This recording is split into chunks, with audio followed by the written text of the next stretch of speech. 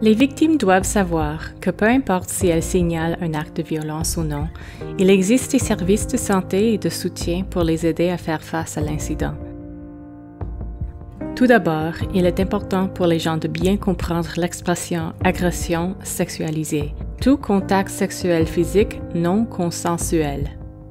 Des attouchements sexuels sans permission, des caresses ou des baisers forcés et une pénétration vaginale, anale ou orale forcée. De plus, il est important de comprendre la notion de consentement, un accord volontaire et continu à avoir des activités sexuelles. Il ne peut être accordé si vous dormez, êtes intoxiqué, forcé, persuadé, sous pression, intimidé ou menacé. Le consentement n'existe pas quand l'autre personne est en position d'autorité. Exemple, un enseignant, entraîneur, membre de la famille, employeur, trafiquant de drogue, propriétaire, souteneur, chef spirituel ou religieux. Il est important pour les victimes d'agressions sexualisées de savoir que l'agresseur est entièrement responsable de l'agression sexualisée. Le service principal que nous offrons aux victimes est un soutien infirmier. Nous offrons également un soutien psychologique. Chercher du soutien est très important pour les victimes pour de nombreuses raisons, dont l'aspect médical, mais le plus important est le soutien émotionnel après avoir été victime. Il est donc important de parler à quelqu'un de l'agression, que ce soit un professionnel ou dans un groupe social ou avec des pairs. Il est important pour les victimes d'agressions sexualisées de recevoir des soins de santé non seulement pour traiter de possibles blessures que vous pourriez ignorer, mais aussi pour adresser toute crainte sur les infections sexuellement transmissibles ou les grossesses pour les victimes féminines.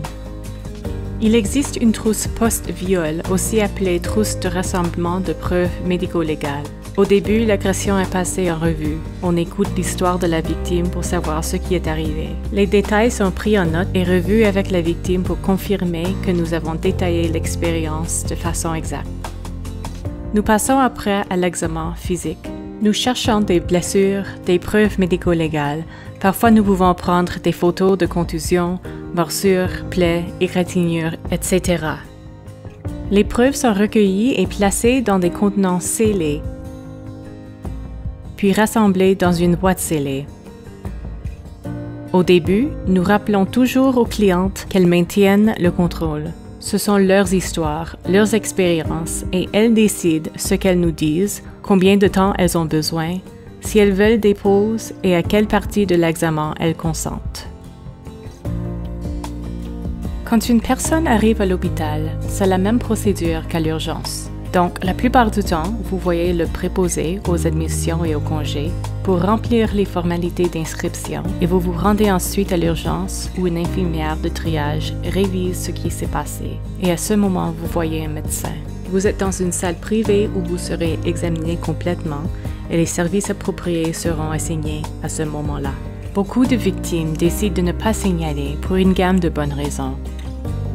Et nous voulons nous assurer que ces personnes savent qu'elles peuvent recevoir le soutien médical et psychologique nécessaire et prendre le temps de décider si c'est le bon moment de signaler. Donc le programme Trousse sur la glace leur permet, pour HGW c'est 6 mois, pour nous c'est 1 an, de penser à la bonne décision et de s'assurer qu'elles mettent des choses en place avant de signaler si elles décident de le faire. La trousse est scellée et les victimes peuvent revenir n'importe quand et décider, au cours de la période d'1 an pour le centre de santé, si elles veulent signaler l'agression à la GRC. Elles peuvent aussi revenir et nous dire qu'elles ne veulent pas signaler et désirent que la trousse soit détruite, et nous le ferons pour elles. Concernant les questions posées lors d'une déclaration, nous ne vous blâmons pas, nous ne vous jugeons pas. Nous avons seulement besoin de recueillir toutes les preuves et les détails possibles afin de mener une enquête approfondie. Cela peut être très long. Les enquêtes elles-mêmes et aussi du début à la fin et les tribunaux, tout ça peut bien souvent prendre assez de temps. Quand vous signalez un crime à la GRC, vous pouvez demander à parler à un agent ou une agente ou à un membre bilingue anglais ou français. Les membres de la GRC essaieront de répondre à votre demande selon le personnel en place à ce moment-là. Le signalement par une tierce personne. est une option pour les victimes d'agressions sexualisées âgées de 19 ans et plus qui ont pris la décision éclairée de ne pas les signaler à la GRC, mais elles veulent quand même informer la GRC de l'agression sans divulguer leurs coordonnées. Si vous voulez faire un signalement par une tierce personne, vous pouvez venir à Keushu's Place ou appeler notre ligne d'écoute et un membre du personnel de la maison de transition travaillera avec vous sur le rapport. Vos coordonnées sont gardées ici à Keushu's Place et le rapport est envoyé à la GRC.